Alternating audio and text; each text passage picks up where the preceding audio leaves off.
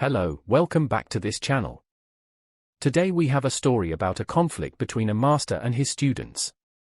With the world at its stake, the master has two different personalities. Shoyo, the inspiring and kind one. Yuichiro, the evil and unforgiving. Yuichiro possessed Shoyo's body and attempted to take over the world. But his student, Gintoki Kotsura and Takasugi, attempted to stop and end the madness. But before we jump into the story, be sure to like and subscribe the video. The movie begins with a summary of the key events that took place in a Dragon Ball Z parody. Then after brief jokes between Gintoki, Takasugi, and Kotsura, the story turns into something else. Gintoki, Takasugi and Kotsura fight past the Tendoshu forces, who have taken over the terminal. The mothership at the top of the terminal is absorbing large amounts of Altana and channeling it into the body of the child of Shoyo in order to resurrect him and obtain true immortality. As the group is attacked, they split up into two, with Kotsura holding onto Shoyo's heart. Kotsura and Hitsugi engage in a fierce battle, and the latter eventually stabs and destroys the heart, revealing that he had no intention of reviving the child, he only wanted to free Utsuro from the curse of immortality.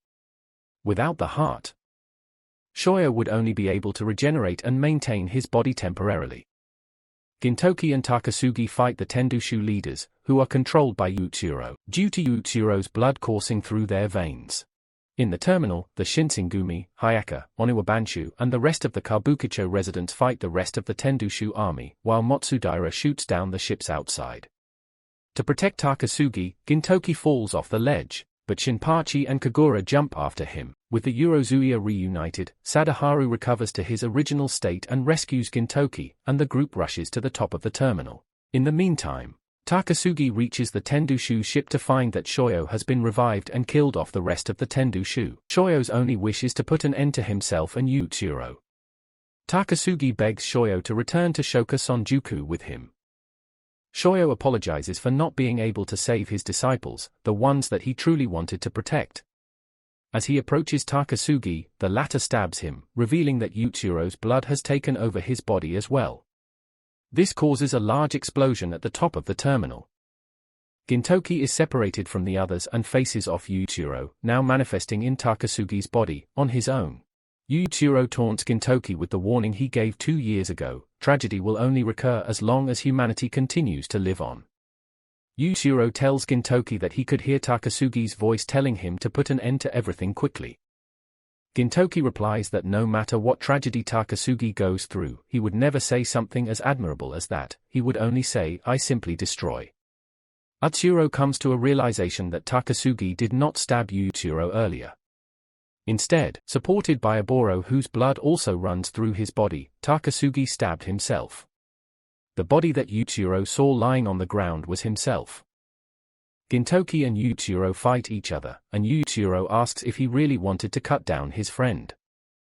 Gintoki responds that the people he wanted to protect, including Takasugi, are right there in his soul.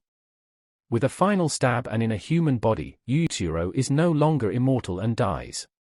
He finally understands that humans are inherently empty, but because of that, they bring other people to live on within their soul and will not be destroyed even in death. Gintoki holds a dying Takasugi in his arms, who tells him that Gintoki has won again. He said that he could not let Gintoki cut down their teacher one more time and felt that he was much easier for Gintoki to cut down Takasugi, because of all the fights and bickering they had done since childhood. Gintoki tells him that Takasugi had won this fight because he was the one who protected both him and Shoyo, and said that he would have liked to exchange drinks with Takasugi, imagining the two of them on a boat cruising down a river. Takasugi tells Gintoki to get going because he still has people to protect. He said that the last thing he saw with his left eye was Gintoki's tearful face and asks him not to show a disheartened look when he closes his right eye too. Gintoki smiles and tells Takasugi to wait for him in hell. Takasugi dies in his arms. Shinpachi and Kagura rescue the wounded Shoyo, who asks them why they would help someone who was the source of all the calamity. Shinpachi said that he always wanted to speak with the person who shaped Gintoki, and thanked Shoyo for allowing them to meet him and all their other friends as a result. Shoyo tells everyone to evacuate the terminal via Sakamoto's ships, who was about to blow up due to the massive amounts of Altana that is escaping it. Shoyo said that he could use the Altana in his body to cancel out the energy bursting out of the terminal, and remarks that it was the first time he wished that his body could hold on for a while longer. Shinpachi and Kagura join him and Kotsura stays behind as well. He tells Gintoki, via a radio handed to him by the Shinsengumi, that he has spent his childhood covering up for Gintoki and Takasugi whenever they made mischief, and he couldn't leave until he did that again. He tells Gintoki to go wild, for Takasugi's share as well.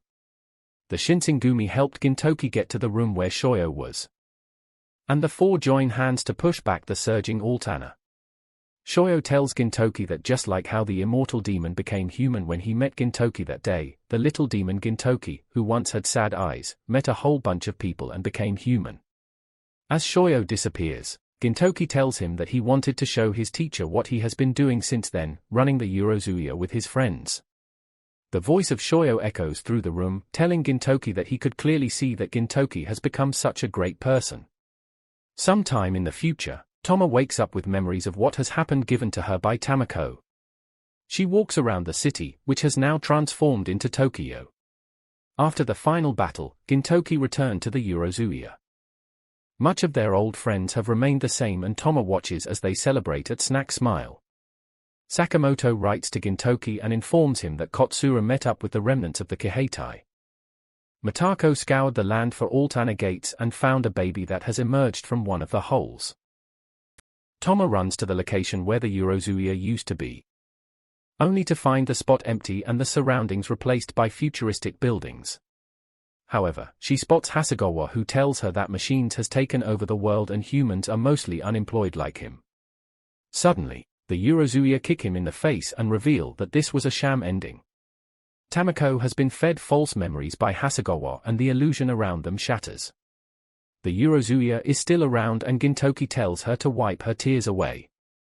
Gintoki, Shinpachi and Kagura rush off to an urgent job, but have apparently forgotten what the task was supposed to be.